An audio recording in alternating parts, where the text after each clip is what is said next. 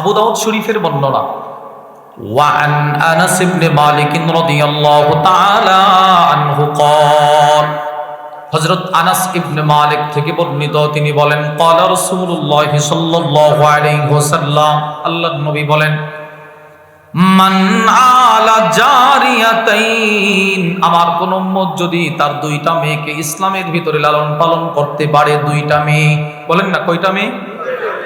নবীজি বলেন আল্লাহ তো তাকে জান্নাতে ঢোকাবেন, এবার সে জান্নাতে ঢোকার পরে থাকবে আমার সাথে। সুবহানাল্লাহ। দাখালতু আনা ওয়া হুয়া আল জান্নাহ কাহাতাইন। সুবহানাল্লাহ বলেন না। আল্লাহ তো তাকে জান্নাতে ঢোকাবে, জান্নাতে ঢোকার পর আমি আর সে এইরকম, শুধু একসাথে না। নবীজি বলছে দুইটা আঙ্গুল যেমন কাছাকাছি আমরা থাকবো কাছাকাছি, এরপরে নবীজি দুটো আঙ্গুলকে মিলিয়ে ফেলছি। এর মানে জান্নাতে যত ঢুকবো সে আর আমি তত কাছাকাছি হব। আসলে ভাইয়েরা বিষয়টা আমরা বুঝি নাই। নবীর সাথে জান্নাত এটা যেমন তেমন পুরস্কার না। এই পুরস্কারের জন্য সাহাবারা হাওমাও করে কাঁদতেন। সাহাবা ইকরাম জান্নাতে যাওয়াকেই যথেষ্ট মনে করতেন না।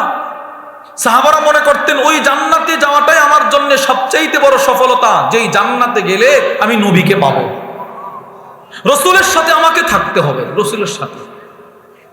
সাহাবা ইকরাম যেটাকে সফলতা মনে করত। তিনটা দৃষ্টান্ত শোনেন। দৃষ্টান্ত নম্বর 1, মুসলিম শরীফের বর্ণনা।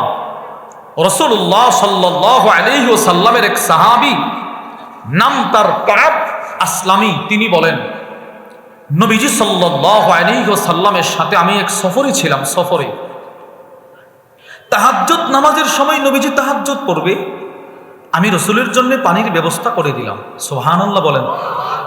নবীজি ইস্তেঞ্জা করবে, আমি ইস্তেঞ্জার জায়গার ব্যবস্থা করে দিলাম। সবকিছু আমি করছি। নবীজি এতটাই খুশি হইলেন, নবীজি আমাকে বলতে লাগলো সালমা শিইতা, কাপ পানির ব্যবস্থা কি তুমি করছো? জি ইয়া রাসূলুল্লাহ। ইস্তেঞ্জার ব্যবস্থাও কি তুমি করছো?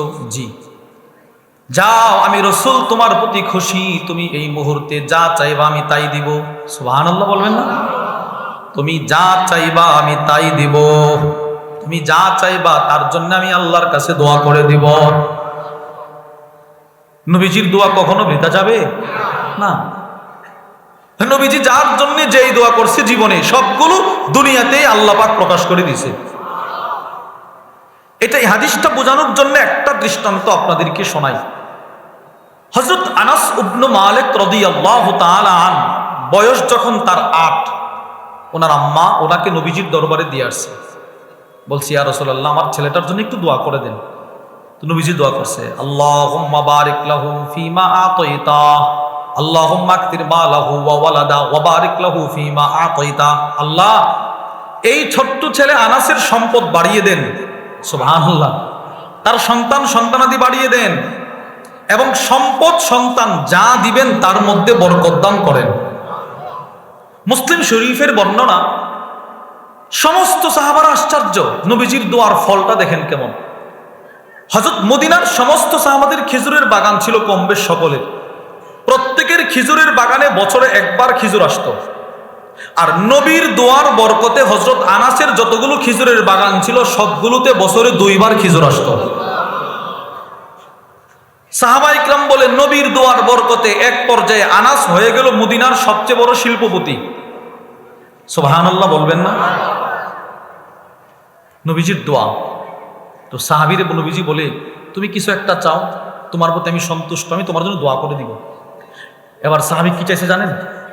আসআলুকা মুরাফাকাতাক ইয়া রাসূলুল্লাহ, আমি আপনার কাছে দুনিয়ার কিছু চাইবো না, আমি আপনার কাছে একটাই জিনিস চাই, সেটা হলো আমি জান্নাতে আপনার সাথে থাকতে চাই।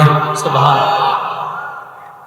আল্লাহর রাসূল বলেন আওয়া গায়রা যালিক, না না এটা হবে না, এটা ছাড়া অন্য কিছু চাও। সাহাবী আবার বলে ইয়া রাসূলুল্লাহ আপনি না বলছেন মন মতো চাইতে, তো আমি এটাই চাইতেছি, আমি আপনার সাথে জান্নাতে থাকতে চাই। নবীজি বলেন এটা হবে না, এটা ছাড়া অন্য কিছু চাও। এক অর্থ হলো এটা ছাড়া অন্য কিছু চাও, আরেক অর্থ হলো এটা তো বুঝলাম আরেকটা কিছু চাও। তিনবার নবীজি বললেন অন্য কিছু চাও। সাহাবী বলেন আমি একটা জিনিসই চাই, আমি ওই জান্নাত চাই যেই জান্নাতে গেলে আপনাকে বন্ধু হিসাবে পাবো। দেখছেন সাহাবায়ে কেরাম শুধু জান্নাতে যাওয়াকেই যথেষ্ট মনে করতেন না, আমি আপনাকে বন্ধু হিসেবে পেতে চাই। এই হাদিস থেকে আমরা কি বুঝলাম? সাহাবারা কি শুধু জান্নাতে যাওয়াটাকেই যথেষ্ট মনে করতেন, না নবীর সাথে বন্ধু হিসেবে থাকতে চাইতেন? হ্যাঁ, নবীজির সাথে জান্নাতে থাকতে চাইতেন। দৃষ্টান্ত নম্বর 2, আল্লামা ইমাম শাওকানি রহিমাহুল্লাহ তার বিখ্যাত তাফসীরের কিতাব ফাতহুল কাদির, ওই কিতাবের মধ্যে সূরাতুল ইনসান, যার অপর নাম সূরাতুদ দাহার, যার অপর নাম সূরাতুল আবরার, যার আরেক নাম সূরাতুল আমসাজ, 29 নম্বর পারায় সূরাতুল মুরসালাতের আগের সূরা, সূরাতুল কিয়ামার পরের সূরা সূরাতুদ দাহার, ওই সূরার শানে নুজুলে তিনি নিয়ে আসছেন একটা ঘটনা। তিনি বলেন এক আফ্রিকার কালো মানুষ নবীজির দরবারে আসছে। তো আমরা সকলেই জানি আফ্রিকার মানুষগুলো সুন্দর না কালো? কালো। দেখতেও এদের বিশ্রী লাগে, ঠোঁট মোটা, নাক বড়, এই ধরনের, মানে মানুষ যেটা বলে আর কি, বা আমরা যেমনটা দেখি। তো এরকম একটা লোক নবীজির দরবারে আসছে, এসে রসুলকে কাঁদতেছে আর বলতেছে, ইয়া রাসূলুল্লাহ ফুদ্দিলতুম আলাইনা বিল আলওয়ানি ওয়াস সুওয়ার, ওগো নবীজি আপনাদের চেহারা কত সুন্দর, আপনাদের রং কত সুন্দর, আমরা কালো আফ্রিকার মানুষ, হাবশি মানুষ, আমরা অসুন্দর, সুন্দর না। নবীজি বুঝছে তার মনে একটা কষ্ট। এবার সে বলতে লাগলো, ইয়া রাসূলুল্লাহ আমি আপনার কাছে একটা বিষয় জানতে আসছি। কি সেই বিষয়? আপনি যেই রবের প্রতি ঈমান আনছেন, আমিও যদি সেই রবের প্রতি ঈমান আনি, আপনি যেই রবের ইবাদত করেন, আমিলতু বিমা আমিলতা বিহি, আপনি যেই রবের ইবাদত করেন আমিও যদি সেই রবের ইবাদত করি, আন্নী কাইনুন মাকা ফিল জান্নাহ, তাহলে কি আমি আপনার সাথে জান্নাতে থাকতে পারবো? সুবহানাল্লাহ। দেখছেন কি বলে? আমি যদি আপনার মতোই রবের ইবাদত করি, আপনি যে আল্লাহর প্রতি ঈমান আনছেন আমিও যদি তার প্রতি ঈমান আনি, তাহলে কি আমি আপনার সাথে জান্নাতে থাকতে পারবো? নবীজি বুঝছেন।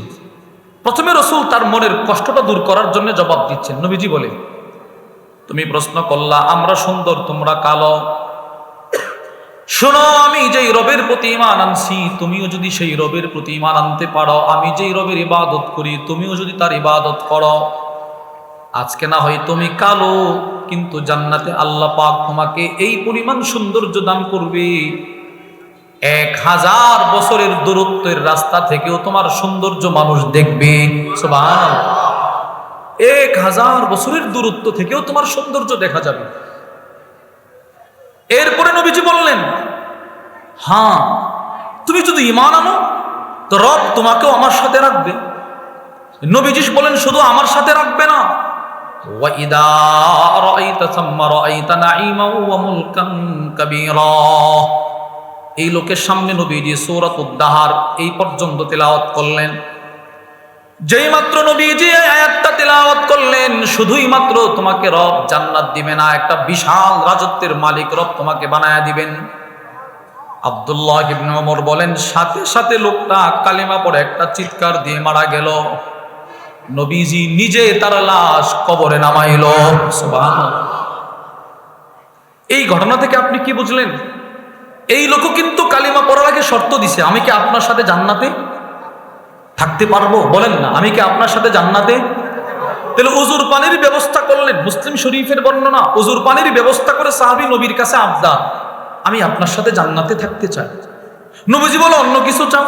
না, জান্নাতে থাকতে চাই। রসুল বলে অন্য কিছু চাও? না, জান্নাতে থাকতে চাই। দৃষ্টান্ত নম্বর 2 যেটা শুনলেন, হাবশা থেকে আসছে, আমি ঈমান আনলে কি আপনার সাথে জান্নাতে থাকতে পারবো? প্রত্যেকেরই একটাই উদ্দেশ্য, একটাই ফিকির, নবীর সাথে আমি জান্নাতে থাকতে চাই, নবীর সাথে জান্নাতে থাকতে চাই।